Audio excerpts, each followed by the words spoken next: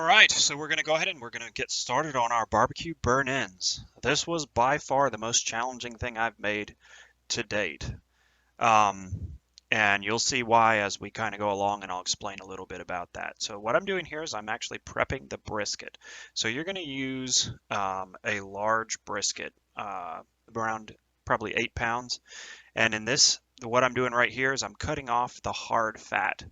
And then I'm going to also from the other side cut off some of the there's kind of a fat layer that you'll see when I turn this over.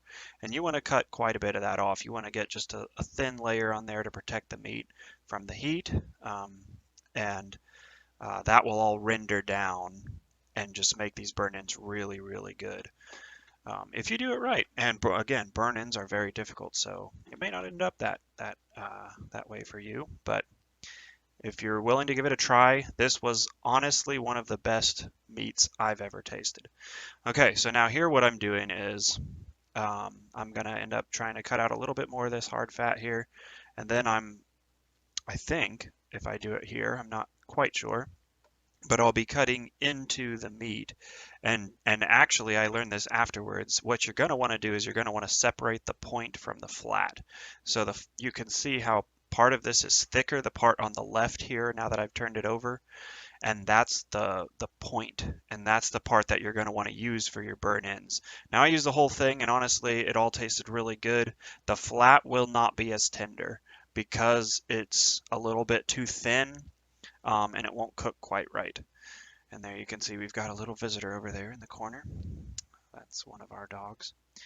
um, yeah, so again, you can see how there's this layer of fat here. You're just going to want to cut off some of that fat, make it a little bit of a thinner layer on here. Try not to get any of the meat like I did there. Obviously, you can see I don't have a lot of experience doing this. You can check out other YouTube videos to see how a professional would do this, and then use that if you want to do this with a little bit more authority. Or you could just kind of follow along with what I'm doing and just try your best, which is what we did, and it ended up tasting pretty good. So which I'm pretty proud of because even on some of the things I was reading about, they said that hardly anybody can get this right. So I don't know if I got it right, but I think it tasted amazing. So I think I didn't do too bad. But anyways, yeah. So um, I will tell you a little bit about the history of burnt ends. And there's actually a documentary which I will include the link for down below in the description. And if you're really interested in learning the whole history of burn ends, you can go ahead and watch that. It's only 25 minutes long, and I thought it was pretty interesting. But just a short history. So, funny thing, they're called burn ends because when they cooked the brisket, they would burn the ends of the brisket, and then because they decided that they didn't think they could sell that, they would just put it on a tray kind of to the side of the line for people waiting to get their barbecue sandwiches or things like that. And people would snack on it. And then a guy named Calvin Trillin, who was funny enough, a writer for Playboy magazine, he wrote in one of his articles that the best part of um, Kansas City barbecue was these things that you didn't even pay for, these burnt ends that you could get while waiting in line. And then people read it and people started coming there just to get these burnt ends. And that's how they started. So you can see what I'm doing here is I'm cutting through that layer of fat to make that pocket. Again, traditionally you would cut all the way through and just use the point. But again, you can do the whole thing if you want. Just like I did. So I'll show you that. All right, now I'm going to season the meat. So we're going to use some oil to start with, just to help your spices stick better. You don't have to do this; they will stick pretty well without it. But I like to do it because then you'll know that you're going to get a really good, rich flavor out of your meat when you're done. And here I think I'm using canola oil. You could use vegetable oil. I wouldn't use an oil with a strong flavor on this because it will have a pretty strong effect. Well, I would assume it would. I don't know. I haven't smoked a lot of meat, so I'm kind of learning this with you guys. It may not, but either way, just to be safe, I would go with vegetable oil or canola oil. And yeah, you can see here I went ahead and rubbed it in. Just make sure that that oil coats the entire meat really well. And same thing on this side.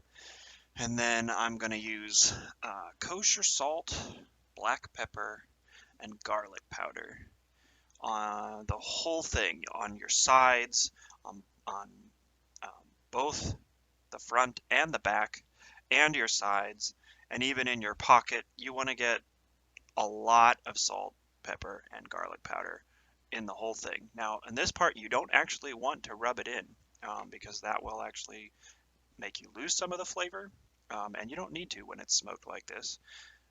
You'll have a good flavor either way. Well, you'll have actually the better flavor without rubbing it in because it will help form that nice uh, black crust on the outside, and it will be part of that. And again, very, very good.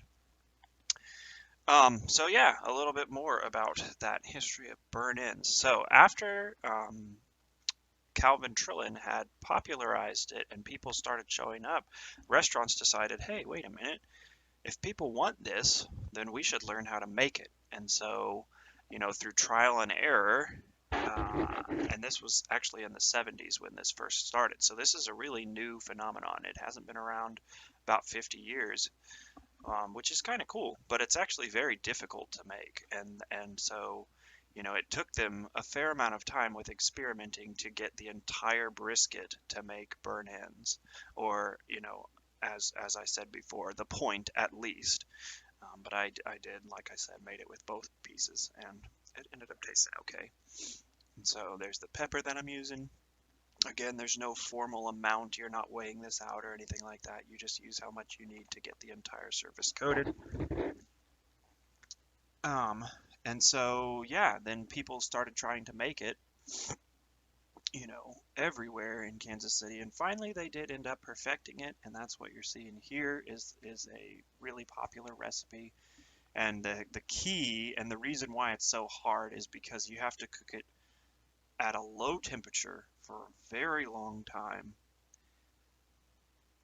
and you can't ignore it for very long during that entire process. So it does take about 12 hours, I would say, for this size of a piece of meat to cook the entire thing. And I didn't quite get that entire time, and so mine probably doesn't taste quite like most people's would because the fat didn't have a chance to completely render out. And again, that's one of the things that people say is so good about the burnt ends because all of the fat will render down and will liquefy, and it makes the meat just super tender, and it's got this really rich flavor. And yeah, it is very, very good. There's your garlic powder. So you can see we've got all three of our spices on there. And that is it. That's the meat prepared. So it's really not a lot of prep. It's not very hard. That's the easy part. So now we're going to go ahead and we're going to see this going into the smoker. And here it is. Yeah, so this smoker, I'll actually have a link for this down in the description as well. This was a smoker made for portable things, campfires and things like that. It does not work for this. This brisket was 8 pounds. It was too heavy. You could see the smoker just kind of collapsed in the middle. It didn't work for this, but I would highly recommend it if you just want to smoke something on a trip or anything like that. I think if it wouldn't have been such a heavy piece of meat, it would have worked perfectly. And I was really happy with how it worked for the most part. And we actually cooked an entire brisket that way, and then once it got to a certain point, we ended up having to cook it on the grill the rest of the way. But um, yeah, I think, for other smoked recipes, it would be perfectly fine. So then we ended up getting this smoker, and there you can see the meat in there. You're spraying it with beef stock. You want to do that every 30 minutes for that first 6 hours that you're doing it. And then here you can see, so this is after the first 6 to 8 hours. And my meat did not reach the right temperature, which again is what I would say that my fat did not render out correctly. And so mine maybe wasn't completely accurate. But again, like I said, the flavor was amazing. So I cooked it the length of time. My smoker just didn't get hot enough, I think. And so there you see I have got it in the butcher paper and I am wrapping it up. And then this again is what you're going to do after that 6 to 8 hour mark when your meat reaches 165 degrees. And it actually says spritz it every hour. So you just have to check the temperature, make sure you're staying right around that 225 mark, which, like I said, you really do have to be constantly watching, constantly checking your wood, making sure that you've got your good smoke, you've got the right temperature. Every hour you're spritzing. So yeah, then you're going to take your string or your twine, and you are going to be tying that all up in your butcher paper for another. You're going to take another 3 hours cooking it in the paper here. And you're looking for an internal temperature of 195 degrees at this point. So, and again, just put your thermometer right through that paper. That's how you'll get the temperature. I didn't get up to 195 internal temperature. I think I did get close. I think I got maybe around 170 or something like that. So, yeah, not too bad. There's a little dance. I was very stressed making this. It was, again, like I said, very challenging. I've never smoked anything before this, so I didn't really know what I was doing. I didn't know what I should be looking for, and it was again quite a stressful experience. Plus, it just takes so long. I had to get up at I think like 5 in the morning in order to start this or something like that.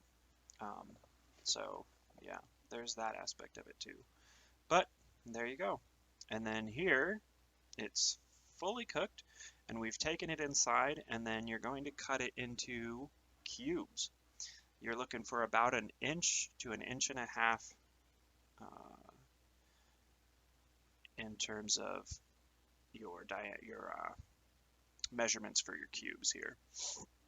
So you can see that it's about that size. You're looking for about bite size basically, because you're gonna roll these in your barbecue sauce, your Kansas City style barbecue sauce, which will have a link to that. I think we made it in our Missouri meal, and so you can watch it in that video.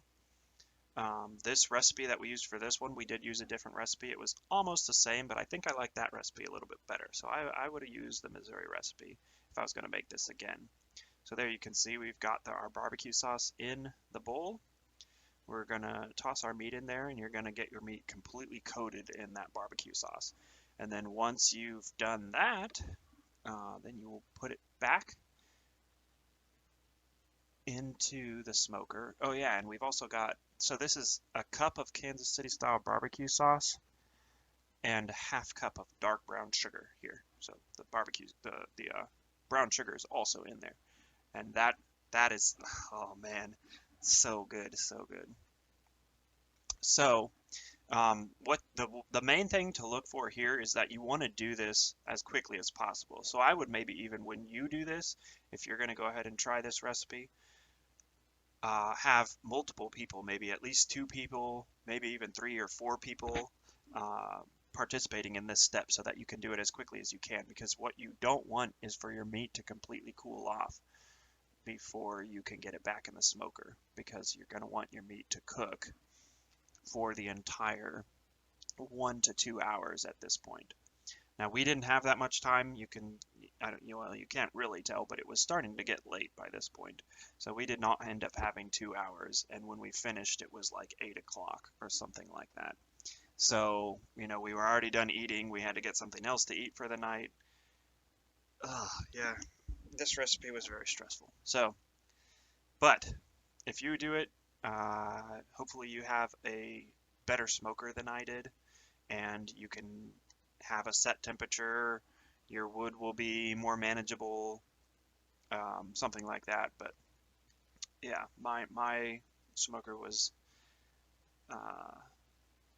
we made it work, but it was a challenge. So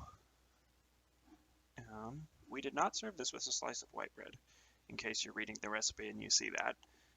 I'm not sure what you would do with that. Maybe put it on there and eat it like a open-faced sandwich or something like that, but I think it's better just to eat it by itself. I mean, it tasted really good like that. So, yep, you can see, I don't know how much of this we're going to show of cutting up this meat, but I don't think we need to watch too much more. I mean, you're just going to keep doing this till you've got your entire brisket cut up like this.